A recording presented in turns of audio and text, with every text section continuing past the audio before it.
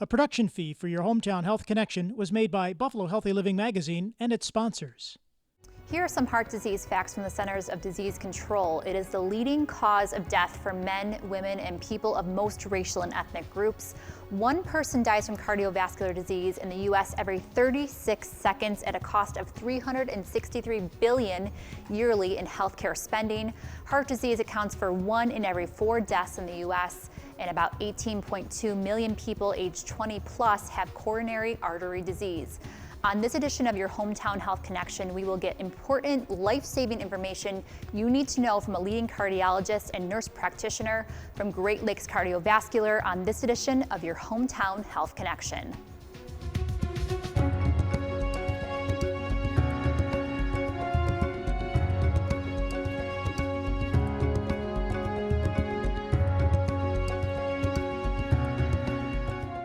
I am Kate Glazer. Welcome to the program. Today you are going to meet Dr. Vijay Iyer, an interventional cardiologist with Great Lakes Cardiovascular, director of the Complex Valve Clinic at Buffalo General Medical Center, and director of structural heart interventions at Gates Vascular Institute and Buff Gen Medical Center. And Marylou Scholl. Marylou has been caring for cardiovascular patients for 34 years, spending the last 22 as a nurse practitioner at Great Lakes Cardiovascular. She sees patients in the office and the hospital for conditions like heart failure, heart attack, coronary artery disease, high blood pressure, high cholesterol, diabetes, open heart surgery, stents, valve procedures, heart rhythm issues, and individuals taking blood thinners, which can be impacted by diets. Our guests are from Great Lakes Cardiovascular with locations throughout Western New York. Great Lakes Cardiovascular brings together some of the most respected cardiologists in the country to bring world-class care. We begin our conversation with Dr. Iyer. Thanks so much for being here. Thank you for having us. You are at the forefront of so much that is happening in heart health and particularly in interventional cardiology. What exactly is interventional cardiology? Interventional cardiology is a subspecialty of cardiology in general. These are individuals who are trained in dealing with heart conditions using catheter-based technique or minimally invasive techniques. So interventional cardiologists do procedures like angiograms, angioplasties, valve replacements, closing holes in the heart without doing open heart surgery. I'm sure so much has changed over the last few years. How have things really changed in this type of procedure? In the last 20 years, interventional cardiology has really blossomed as a specialty with a lot of new technologies coming in. The onset of interventional cardiology started with what we would call angioplasty, fixing blockages in the heart arteries using wires, catheters, and balloons. That was followed by the utilization of stents that most people are familiar with to fix blockages and including acute heart attacks. In the last 10 years, we have evolved into a further subspecialty of interventional cardiology called structural heart interventions, wherein we are now able to fix valves or replace valves without open heart surgery, plug holes in people's heart, plug left atrial appendage to prevent clots, and a number of other specialty-related catheter-based interventions that are still being developed with are either early in trials, a whole novel way of dealing with cardiovascular problems. That's so impressive to me, being on the outside looking in, how you are able to deal with all that. And Marylou, you work with patients who are in their 20s and patients who are in their 90s. So really there's a complex range of ages and diversity, things like that. Can you talk to us about the importance of diet in preventing heart disease? You know, every meal is an opportunity to affect your health. What you eat changes your outcomes. So what goes in affects the output, right? When you start dealing with younger people, healthy changes affect you for your whole life. If you can get rid of the bad habits and talk about a real lifestyle that people can maintain, you're going to change their life for the long term. They're going to feel better now and do better for the long term and live a longer, healthier life. Absolutely. And for those who are already making some of those bad mistakes and they've had years of this, how can they really reverse that, or what's the importance of reversing their diet and their health changes? Yeah, it's never too late. You can always start over. It's like quitting smoking, right? It's never too late. You start now and the changes just pay off going forward. Very nice. Dr. Iyer, you have led or been involved in managing clinical trials in which only few physicians and medical facilities in the nation are invited to lead. In fact, you were the first to perform a procedure called transcatheter aortic valve replacement, a mouthful for sure. In fact, you and your team just celebrated your 2,500th TAVR procedure. Congratulations. What exactly is the TAVR procedure? TAVR, abbreviated as TAVR, is transcatheter aortic valve replacement. The aortic valve is the valve between the pumping chamber and the rest of the body, sort of the last stop between oxygenated blood going to the rest of the body. As people get older, this valve often narrows, and traditionally, before 2010, the only way to replace this valve was to do open heart surgery. Transcatheter aortic valve replacement allows us to replace this valve without doing open heart surgery by going through one of the larger arteries, either in the leg or the shoulder or the neck. This procedure has revolutionized how we treat this condition called aortic stenosis, where now this has become the predominant way of replacing aortic valves in the elderly. And who exactly would need a TAVR procedure? The aortic valve typically narrows in people who are older, but there are some younger people who are born with an aortic valve that has 2 leaflets instead of 3, and they may be candidates for this as well. Most of these individuals will manifest with symptoms of shortness of breath, fatigue, occasionally lightheadedness or chest discomfort, and they are the individuals who will be candidates for this. What does this mean for Western New York? This is a huge accomplishment, and you're really the lead of it all. I mean, what does this mean for just our procedures here locally? Before 2010, if you needed some of the cutting edge technologies, and this is something that the Gates Vascular Institute specializes in, one of the goals of the Gates Vascular Institute from a cardiology standpoint was that the Western New York community, the 9 counties of Western New York, would not have to leave Buffalo to get advanced high-level cardiac care. TAVR was sort of the first in this step, wherein we can now provide cutting-edge changes, cutting-edge treatment without people having to leave the area. Marylou, we are constantly hearing about whole food, plant-based diets these days. I know I've heard a lot about it. I've tried them myself, but many people don't even know what that is. So can you explain in the most simplest form what that means from your perspective? Whole food, as the least amount of processing as possible, right? And plant-based, not meat, so can be plant-based, beans, legumes. People don't realize broccoli has a lot of protein, so you're just getting your protein from sources outside of meat. Does it mean not eating meat entirely? When I work with patients, I ask them how successful, how committed do they think they can be to being completely plant-based. It's very individualized, and any change is better than no change. So whatever people can do, we ease in and we build on that. So you said broccoli is a great example, but what's really a typical plant-based meal? Give me some other, options that people can lean into. Yeah, people, there's great sources of pasta that are not wheat-based. That is a plant-based product, but there's also a high-protein black bean pasta or lentil pasta, very high protein. And whatever sauce you want to put on that, if you want to put some garlic, olive oil, a little Parmesan, there you go. And that's really impacting an entire family, not just the person eating that, but anyone that's around them. They're being inspired to also eat healthy too, correct? Correct. And it's all things that you can find at your local grocery store.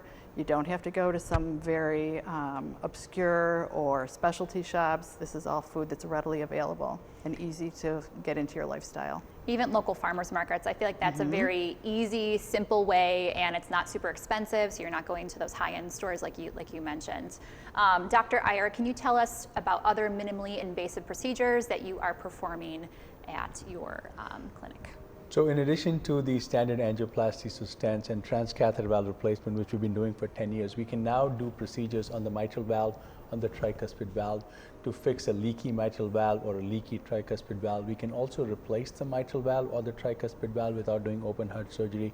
The same applies to pulmonic valves. So essentially, at this point, anything that had to be done with open heart surgery 10 or 15 years ago can be done with minimally invasive techniques. We do procedures called alcohol septal ablation, closing holes in the heart like PFOs and atrial septal defects. These are congenital holes.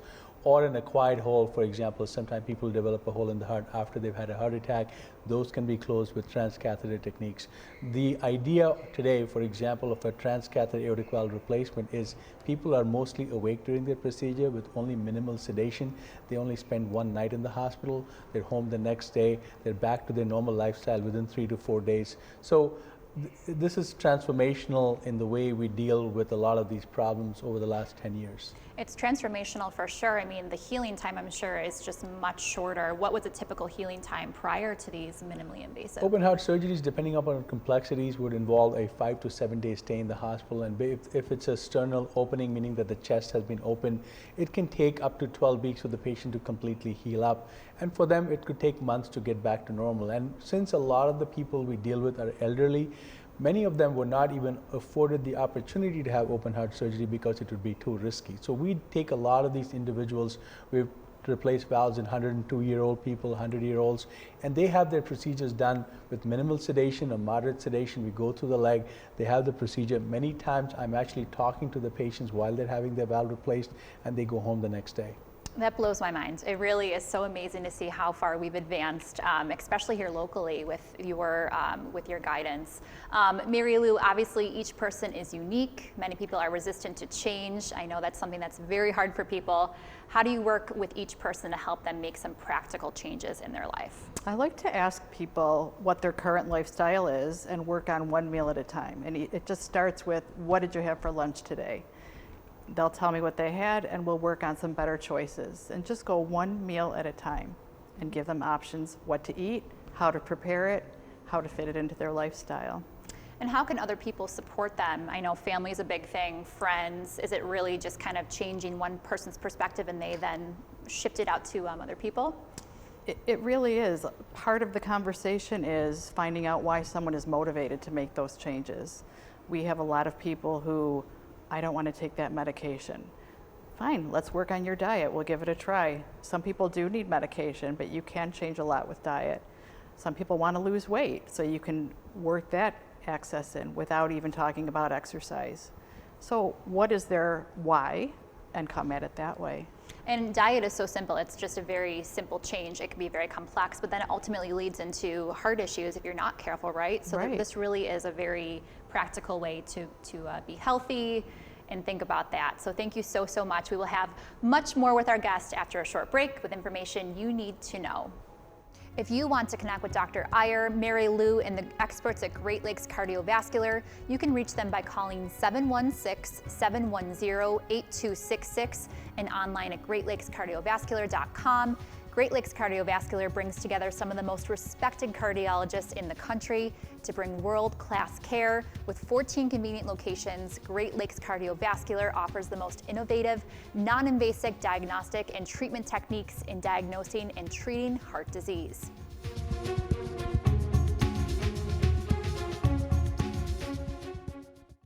Buffalo Healthy Living magazine is a free, full-color magazine distributed throughout Western New York. Now, more than ever, as we all want our families and friends to be safe and well, Buffalo Healthy Living magazine is devoted to health, fitness, and nutrition for people of all ages. It's a great read and also has great recipes. Pick up Buffalo Healthy Living magazine all over our hometown or go online anytime at buffalohealthyliving.com.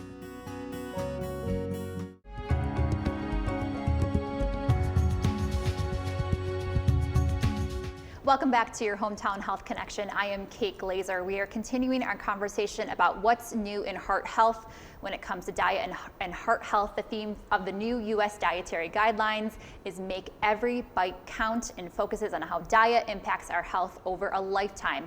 In fact, the new guidelines even address changes we should be making in the diets of very young children. However, the health providers we are talking to today work with adults who are diagnosed with heart disease, who also often have other conditions such as type 2 diabetes, obesity, hypertension, and kidney disease. We will get the answers to some important questions about the role of diet and lifestyle in preventing and even reversing the disease process for all of these conditions. Minimally invasive heart surgery is used to treat a variety of heart conditions. Compared with open heart surgery, it typically means less pain and a quicker recovery.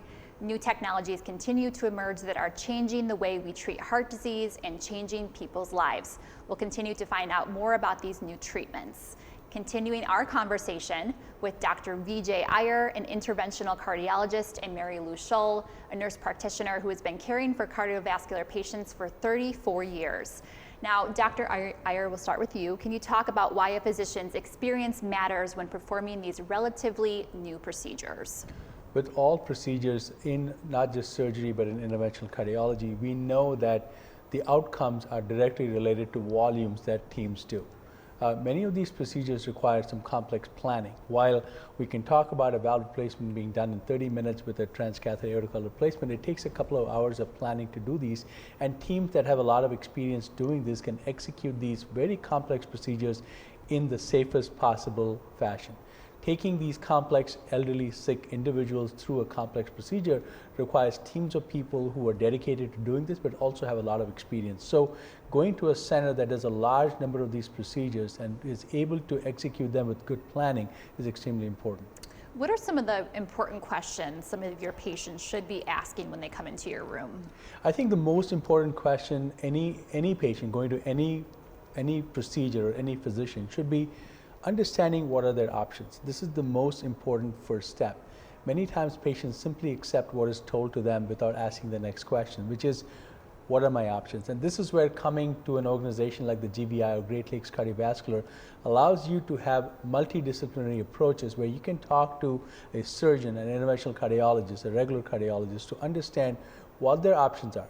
The next question you should always ask is, how complex is this procedure and how experienced is the team doing it? It is not unfair to ask your doctor, how many of these have you done? It is not unfair to ask your doctors or your teams, how are your outcomes? How well have your previous patients done? So these are important questions that patients need to ask and not feel diffident about. And I'm sure with emotion that plays into it too, so just being prepared to have these questions ready to go is important as well, correct? I think it's absolutely clear. Anytime somebody is told they have a situation with their heart, the first reaction is fear. There's anxiety. Many times people are so wrapped up in that they don't take the step to take a step back and say, what are the questions I need to ask? And this is why it's important when they go to a visit like this, is good to go with a family member or friend, because many times patients are not able to absorb everything we tell them in one visit. It doesn't matter how smart they are, it just can be overwhelming at times. It's so good to give insight into that because it's not something people think about, but it's so, so important. Marylou, I love talking about success stories. It's one of my favorite parts about this show. So can you talk a little bit more about some success stories with your line of work? We have had a lot of patients who want to change their life, avoid invasive surgery, and are very motivated to change their diet, lower their dose of medications, come off medications, lose weight, feel better. They talk about how much more energy they have, and they get their family excited. They get their friends excited. And we've had a few people, 5+ years, avoid open heart surgery, maintaining a very heart-healthy diet, whole food, plant-based. It's difficult for people, but some of these people have a really strong motivation to avoid bypass surgery. They're very motivated, and they want to do this. Absolutely, and it's not just joy. I mean, it's really life-changing sort of, It is. Emotions. It's joy and energy and feeling that they've accomplished something. It just goes to all parts of you. And the more you practice heart-healthy eating, the better it becomes. It becomes sort of like your routine, Yeah, correct? it becomes your second nature, and you don't even think about other options. Absolutely. Dr. Iyer, you often praise the work of biomedical engineers in making it possible to perform many of these incredible procedures. Can you talk a little bit more about that as well? I think it's critical to understand the process of these devices. They don't just happen overnight. Transcatheter valve technology took 20 years to develop. Took a lot of time that the engineers built in taking these technologies, coming up with the concept, refining it to the point where it can actually be done safely in patients. Most patients only see the doctors because they do the procedures, but the work that goes into getting these devices is really done by some very talented engineers, not just in academia, but in industry as well, who allow us to do these procedures in individuals And I think we don't give enough credit to them many times. And many people are not even aware of the effort that it takes. It takes a lot of effort to take some of these technologies and be able to miniaturize them to the point where it can be done safely in individuals. And really, just kind of looking into that, where would you even know where to go to learn more about that? I think in terms of understanding what's out there, there's obviously the internet's a great resource. But for people who want to get into biomedical engineering, for example, I think going to a school like UB and learning through them, for people who want to understand what's out there in terms of new technologies, talking to your doctor and asking the questions. One of our greatest resource for me, is just spending time with patients, talking to them about what are the possibilities. And not everything can be solved sometimes with interventional cardiology techniques. Sometimes we may need to do nothing at all, and there may be other options other than intervention that people can get. So it is a matter of having these conversations, getting yourself educated, talking to your physicians, friends, going online, getting the correct resources, and the American College of Cardiology, and there are many other websites from professional societies that are dedicated to educating people. Mm-hmm. And it's so exciting to see how our community has stepped into these advancements and really making sure that we're most up to date, really, competitive with what we offer here in Western New York, correct? Absolutely. Where can someone get information on where to start so they can stay healthy? So you want to talk to the person that's taking care of you, whether it's your primary care provider, your cardiologist, your specialist. Great Lakes Cardiovascular has dietitians that we can refer you to if you need to speak to someone. There are a lot of societies, the American Heart Association, American College of Cardiology, a lot of great information that's objective to learn how to stay healthy, make good choices, read your food labels, things like that. And nutrient-dense foods. Exactly. Tell us about that as well. It's in the perimeter of your grocery store. It's all your natural fruit, vegetables. I say it all the time, the least processed foods that you can buy are the most nutrient dense. Now, is there any processed foods in the grocery store that are okay to head into? I know that middle of the grocery store is always so appealing, but is there anything that you can go into and really be okay with your health? You can have anything in moderation. If you can behave 80% of the time, I say behave, but if you can follow a heart healthy diet 80% of the time, you can reward yourself. And you said everything in moderation, right? Yeah. So you can have sugar just in moderation. You can. If you tell people they can't have something, they're not going to stick with that. They're not going to think that's believable or sustainable. Mm-hmm. Especially with the summer months coming up and ice cream Yeah. stores are opening. I absolutely agree with you. Dr. Iyer, what are you most excited about now, including any current clinical trials? We are a center that does in excess of 40 clinical trials just in cardiology and interventional cardiology. So there's a lot of exciting new things that are out there. In the world of structural interventions, there is obviously valve replacement technologies that are really revolutionizing how we treat this thing. So there are newer TAVR valves, there are newer mitral valves, there are newer devices to treat leaky mitral valves. That's one aspect of it. And almost all of those trials are now available within Buffalo. People don't need to leave town to get access to these innovative technologies.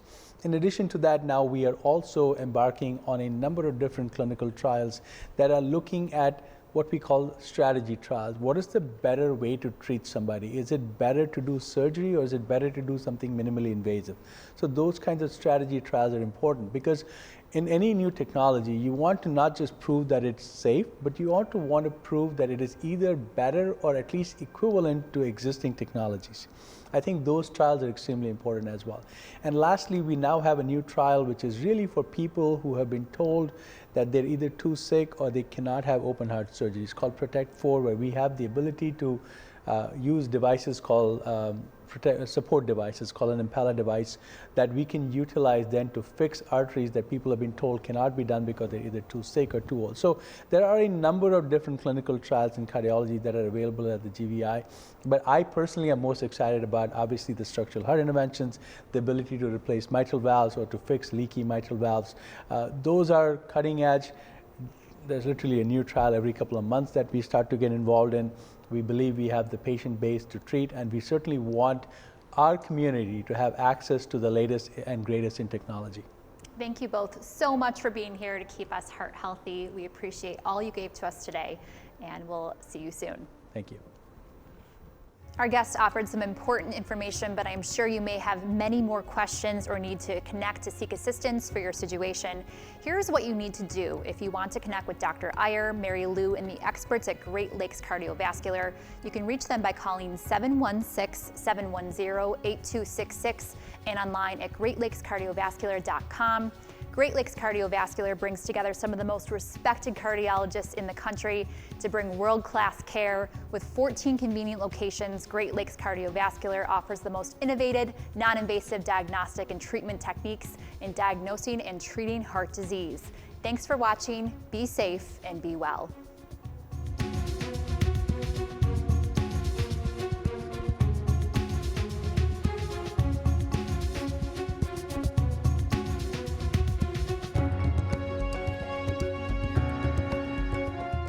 A production fee for the preceding presentation of Your Hometown Health Connection was made by Buffalo Healthy Living Magazine and its sponsors.